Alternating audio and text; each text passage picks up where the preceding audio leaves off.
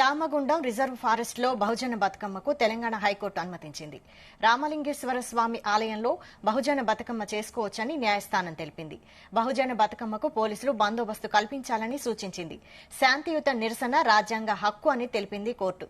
కాగా అనంతగిరి కొండలలోని అటవీ భూములను వెరీలో ఫ్రీక్వెన్సీ రాడార్ స్టేషన్ కోసం భారత నౌకాదళానికి కేటాయించారు. ఈ ప్రాజెక్టులో భాగంగా 2900 ఎకరాల అటవీ భూమిని ధ్వంసం చేయనున్నారు. సుమారు 12 లక్షల చెట్లను నరికివేయవలసి ఉంటుందని పర్యావరణవేత్తలు ఆందోళన వ్యక్తం చేస్తున్నారు.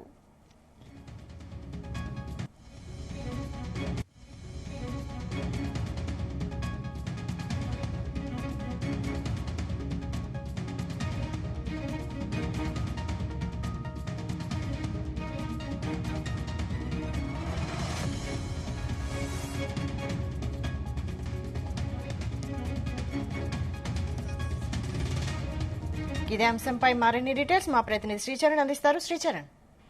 వైశాలి, వికారాబాద్ జిల్లా దామగుండం రిజర్వ్ ఫారెస్ట్ లో బహుజన బతుకమ్మకు హైకోర్టు పర్మిషన్ ఇచ్చింది.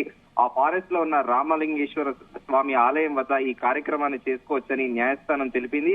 అక్టోబర్ 6న ఆదివారం జరగనున్న ఈ బహుజన బతుకమ్మ కార్యక్రమానికి పోలీస్ బందోబస్తు కల్పించాలని హైకోర్టు ఆదేశించింది. శాంతియుత నిరసన రాజ్యాంగ హక్కు అని స్పష్టం చేసింది. ఇప్పటికే దామగుండం రిజర్వ్ ఫారెస్ట్ లో రాడార్ కేంద్రం ఏర్పాటుకు రాష్ట్ర ప్రభుత్వం పర్మిషన్ ఇచ్చిన విషయం తెలిసిందే. అయితే దామగుండం ఫారెస్ట్ లో బతుకమ్మ కార్యక్రమానికి హైకోర్టు గ్రీన్ సిగ్నల్ ఇవ్వడంతో ప్రస్తుతము హైకోర్టు వాళ్ళందరూ కూడా అక్కడ స్వేచ్ఛగా బతుకమ్మ కార్యక్రమం జరుపుకోవచ్చు అనుకో, దానికి పూర్తి స్థాయిలో వారికి స్వేచ్ఛ ఉందని కూడా హైకోర్టు కీలక ప్రకటన చేసింది. దాంతో పాటు ఈ కార్యక్రమానికి పోలీసు బందోబస్తును కూడా ఏర్పాటు చేయాలని, పోలీస్ బందోబస్తు కల్పించాలని కూడా ఆదేశించింది. మనం ఒక్కసారి పూర్తి వివరాల్లోకి వెళ్తే వికారాబాద్ జిల్లా పూడూరు మండలంలో ఉన్న ఈ దామగుండము రిజర్వ్ ఫారెస్ట్ కి దాదాపు 100 ఏళ్ల చరిత్ర ఉంది. అనంతగిరి రిజర్వ్ ఫారెస్ట్ అనుకుని ఉన్న దామగుండం అడవిలో కొన్ని వేల రకాల మొక్కలు, చెట్లు ఉన్నాయి.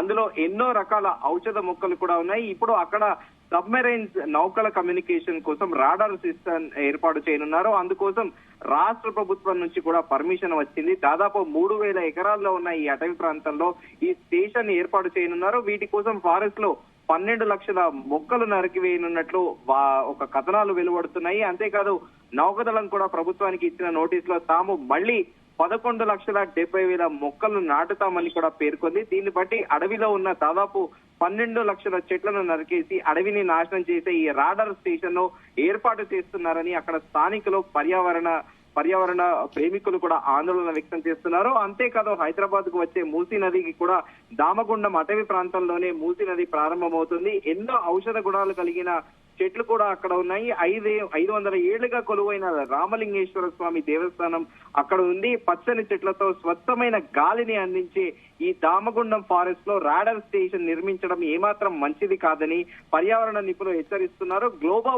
గ్లోబల్ వార్మింగ్ కి కట్టడి చేసేందుకు అడవులను పరిరక్షించాల్సింది ఉండగా ఇప్పుడు ఏకంగా దాదాపు 3000 ఎకరాలున్న అడవిని ధ్వంసం చేయడం వలన వికారాబాద్ చుట్టుపక్కల ఉన్న ప్రాంతాలతో పాటు హైదరాబాద్ కి కూడా భవిష్యత్తులో ముప్పు ఏర్పడుతుందని కూడా చెబుతున్నారు. ఈ నేపథ్యంలో ఈరోజు హైకోర్టు ఈ కీలక తీర్పు ఇవ్వడం కూడా, అనుమతి ఇవ్వడం కూడా సర్వత్రా చర్చనీయాంశంగా మారింది. దామగుండం రామలింగేశ్వర స్వామి ఆలయంలో ఈ బహుజన బతుకమ్మకు కార్యక్రమం చేసుకోవచ్చని న్యాయస్థానం పర్మిషన్ ఇచ్చింది. ఆదివారం జరిగే బహుజన బతుకమ్మకి పోలీసు బందోబస్తు కల్పించాలని కూడా హైకోర్టు ఆదేశించింది. Vaishali. Right. Thank you Sricharan.